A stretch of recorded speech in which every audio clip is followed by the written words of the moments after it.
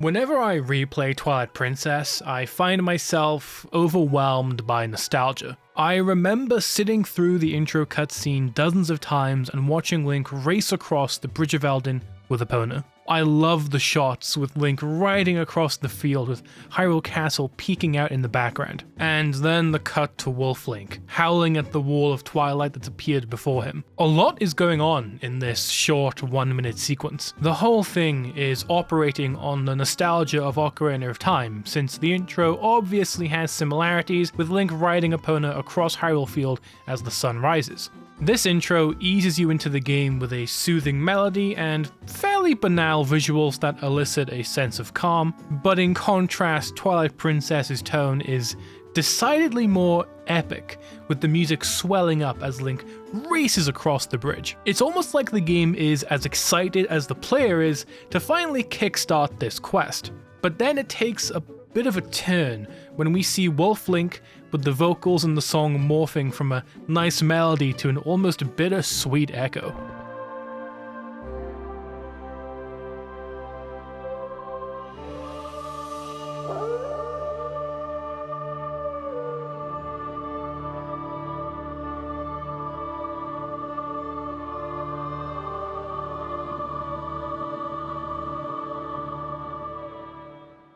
This little intro has always been a core memory of Twilight Princess. Not only is it simple and effective just like Ocarina of Time's own intro, but it also feels incredibly melancholic, with the transition to Wolf Link's howl showing the mammoth task that Link will have in trying to save Hyrule from what's ahead. Just the sheer difference in scale between Wolf Link on the ground here compared to the massive wall of twilight that blocks the way is a powerful image in itself. In one fell swoop, this intro presents Twilight Princess as a grand adventure while also reminding players that this adventure is going to be a little darker than usual.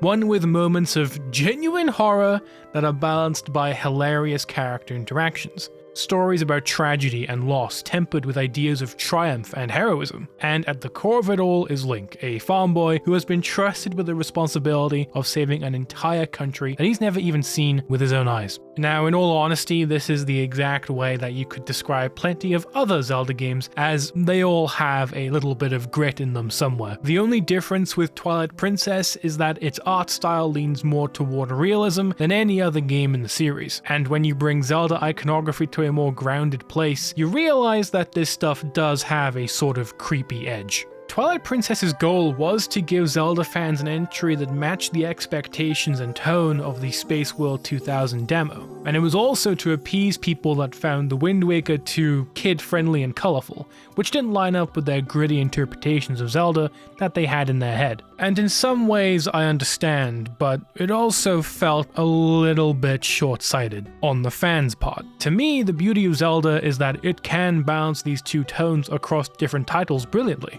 And each of these games deals with darkness in their own ways to varying effect. So by that logic, the traits that I will list for Twilight Princess in this video are not necessarily unique to Twilight Princess. There are thematic through lines that each of these games share, but to me, Twilight Princess manages to hit a little different. Out of all the games in this series, I do think that this one manages to balance its tone exceptionally well, and handles the tricky expectations of fans with grace while creating a Zelda experience that's still goofy in all the right ways, to the point that I think that Twilight Princess has some immaculate vibes. Now, when I play games, I tend to take note of places that have a certain kind of vibe about them, whether it's because they bring a sense of calm tranquility or absolute horror that intrigues me in some way. It's no exaggeration to say that Twilight Princess easily has over a dozen locations that each elicit a pretty big emotional response from me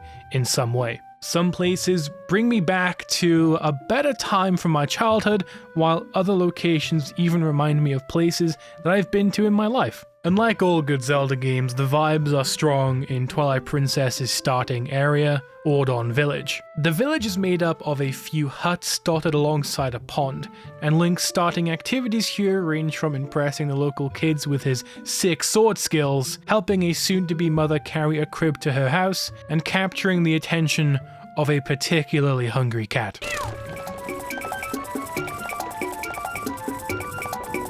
More than any other starting location in the series, Ordon Village feels like a home to me. It's a place that is brimming with life even though there's only about 10 people that live here. Link's charming interactions with the people around him, the small but very significant problems they deal with, and the way that everyone just seems to be having a good time, except this guy, make Ordon Village feel so cozy. But this wasn't the village I spent most of my time at when I wanted to explore and talk to people. No, for that I went over to Kakariko Village. Now this interpretation of Kakariko is pretty different from the norm, but that's kind of why I like it so much. The desert environment gives it a very different flavor from other areas in Twilight Princess, and the verticality lets you see the village from plenty of fun angles. Then when you see the looming view of Death Mountain just above the village, it gives the place a lot of texture.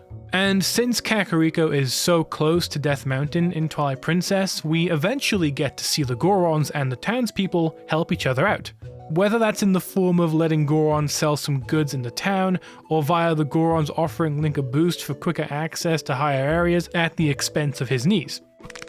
Seeing everyone work together gives Kakariko a sense of community that no other areas in this game have. It's something I wish we could have seen in Ocarina of Time as well, since Kakariko Village and Death Mountain are similarly close together in that game as well. But now it's time for something completely different. An area with a vibe so goddamn majestic it makes me weep just thinking about it. Twilight Princess has the definitive fishing area out of any game I have ever played. Nothing beats going out into the boat, casting a line, and seeing what fate brings you. It could be a massive fish, a twig, it doesn't matter what you get because fishing is an addition to the experience and not the main show. What you really come here for is the music.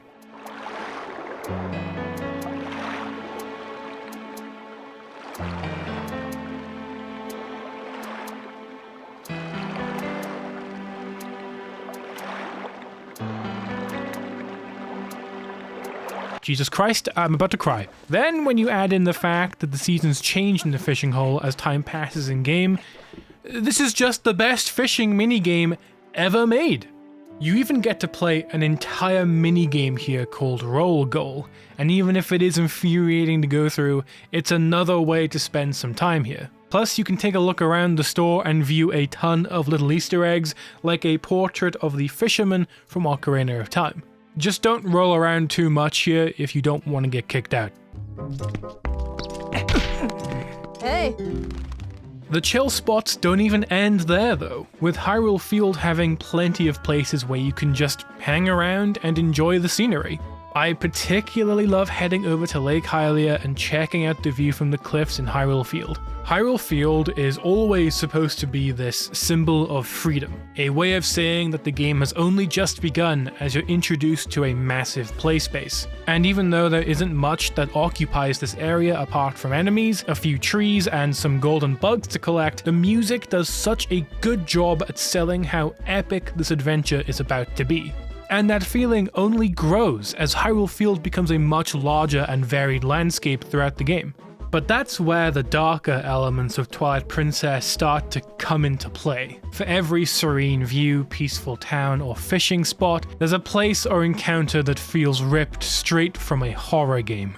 Generally speaking, almost every dungeon in Twilight Princess has an eerie sort of vibe, just like Ocarina of Time and even Skyward Sword in some respects. The Arbiter's Grounds has this theme that feels incredibly creepy at times, with the slow banging of drums, sometimes interrupted by low hums or a screechy melody. The same can be said for the Lakebed Temple theme, that uses some of the same techniques to keep you on edge. The visuals for the dungeons in Twilight Princess also brilliantly depict locations that haven't been touched for what seems like hundreds of years. They are dark, damp, and you immediately feel like an intruder to the monsters that dwell within. The later dungeons contrast this slightly, with the Temple of Time having this almost bleached clean look. Everything is neatly polished and bright, but there's clearly something rotten beneath the surface. But the crown for dungeon with the weirdest atmosphere has to go to the City in the Sky.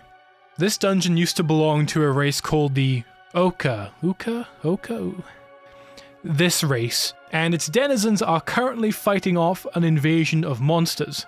This dungeon doesn't have anything outright scary in it, but the theme gives it a very uncanny vibe, and the isolation you feel from being so far from Hyrule makes the city in the sky feel like a truly alien place. And it doesn't help that you're stuck up here with these things. Some dungeons have extremely cozy vibes though, and by some, I mean one, and that's Snow Peak Ruins. The entire idea behind this dungeon is that Yeto is trying to make soup for his sick wife Yetta, but he needs certain ingredients to perfect the soup and make Yetta feel better. Of course, Link just needs to find the piece of the Mirror of Twilight that's somewhere in Snow Peak. The problem is that Yetta's memory is all over the place due to her illness, so instead of guiding you towards the mirror piece, she instead gives you the locations for each special ingredient because her brain is all frazzled. This dungeon is incredibly cute and one of Twilight Princess's best, no doubt, but things take a turn when it comes time to collect the mirror piece. Yetta is using it as a regular mirror, not knowing how dangerous that is due to the dark power it holds, and this triggers one of Zelda's most horrifying scenes to date.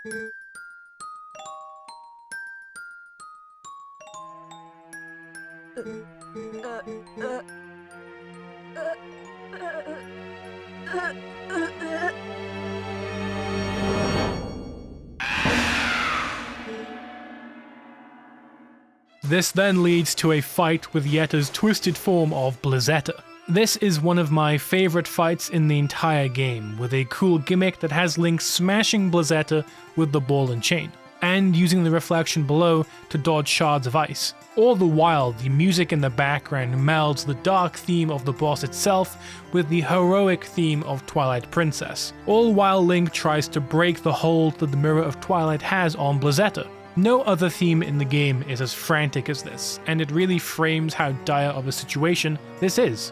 Yetta is clearly a harmless person who just wants some good soup for God's sake, and the music really sells the desire for Link to try and break the curse this power has over her. But when all is said and done, Yetta and Yeto close the dungeon by hugging it out, and we can all breathe a sigh of relief. But we can't have a section dedicated to the creepiest side of Twilight Princess without mentioning the Twilight itself. At various points, Link will be sucked into the Twilight and have to explore a twisted version of Hyrule. In this form, the environment takes on a bloomy, saturated look, while the Hyruleans stuck in the Twilight exist as meandering souls. They are aware of what's going on around them, but also detached and confused as to what's going on. The effect on the Wii U version doesn't quite have the same look as it did in the original. They've really toned down on the bloom, which is a bit of a shame. In the original version, the Twilight really feels like it's warping Hyrule and creating a place that's slowly falling into darkness, while the HD version doesn't really have that same level of impact. Even so, the Twilight effect still looks pretty cool here and makes certain areas feel sort of dreamlike. It emphasizes how the Twilight acts less like an outright invasion of Hyrule and more like an infection. It leaves the bones of the land clean while stripping away its soul and identities of its people, and it paints the Twilight as a deeply malevolent force. But even then, Twilight Princess manages to alter your perception of this as the game goes on. Towards the end of Twilight Princess, we actually get to go to the Twilight Realm, and it manages to have an entirely different vibe. That bloom and saturation is still there, but the environment is made up of high-tech buildings and neon lighting that softly illuminates the area. Outside, we get to see beings that are assumedly inhabitants of the Twilight Realm, who are twisted into shadow beasts at the start, but as Link progresses through the dungeon, they return to their true forms and they mean Link no harm. At this point, the Twilight is shown to be something that isn't inherently evil. It's just another plane of existence that operates on its own rules, and its power has been used to subjugate Hyrule to the dismay of everyone involved.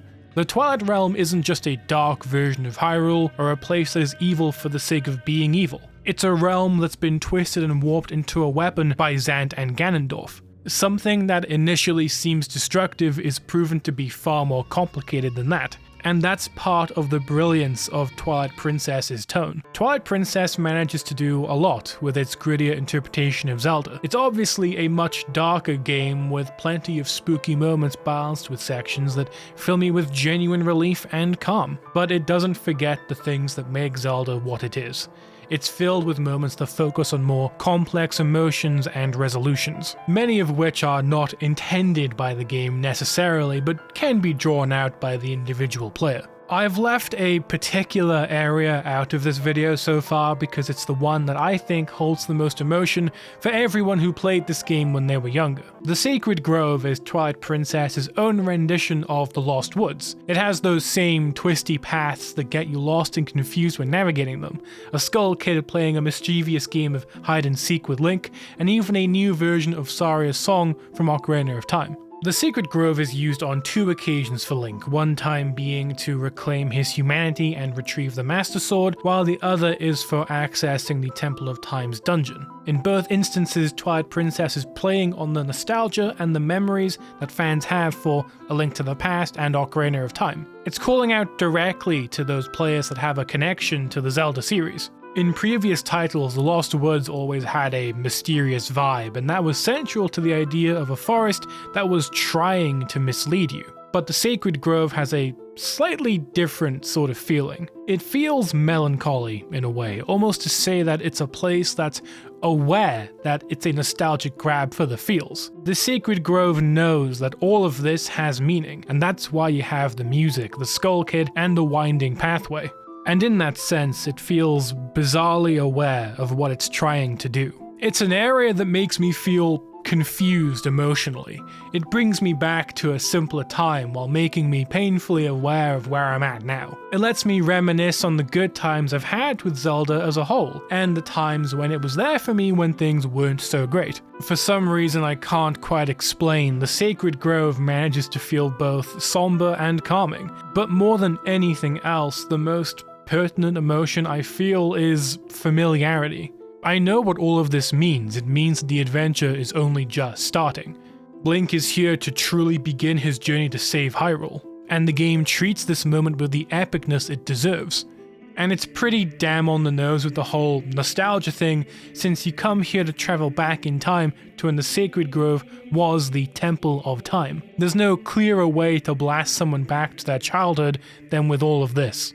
This location balances so many complicated feelings for me all at once, to the point that it's undoubtedly become one of my favorite spots to visit in a game. It's emblematic of how Zelda constantly reuses and recycles a lot of the same symbology and ideas, but the rest of the game helps to frame it in a way that feels new or at the very least a bit different every time. In Twilight Princess's case, this is a game that is trying its hardest to appease fans who wanted a dark, depressing Zelda game. But at that same time, it knows that that isn't really what people want from Zelda. The fans want that sense of nostalgia. They want that feeling of comfort when playing the games, alongside all of the darker moments that are sown throughout. This game is honest about that fact, and that core idea of balance is literally what the entire game is about. We've all heard lines about the balance of light and dark, good and evil, or any other binarily moral thing you want to include here. And while Twilight Princess is certainly covering that side of things, it's ultimately about balance in plenty of other ways too. Expectations and reality, brevity and grit, love and death, but it's the feelings between everything that the game gets me to think about. The Sacred Grove is the center point for all of that, the place where nostalgia intersects with the fact that time moves on. The old gets washed away by the new, only to be found again sometime down the road. And in that sense, things never really end, they just age, change, and find new meaning for people later down the line. To me, Twilight Princess is all about the complicated middle road that we all have to go down. In trying to appease fans, it tried to create something that looked grown up, but even with the change in tone, this is still decidedly a Zelda game in all the ways that matter. It has moments of light, sections in the dark, and plenty of connective tissue that balances those two nearly perfectly. For me, the vibes in Twilight Princess are incredible, and that's not really for any objective reason outside of nostalgia and my own personal thoughts about the game. But I'm sure that plenty of other Zelda fans can relate to that themselves, not necessarily about this game in particular, but any other game in the series too.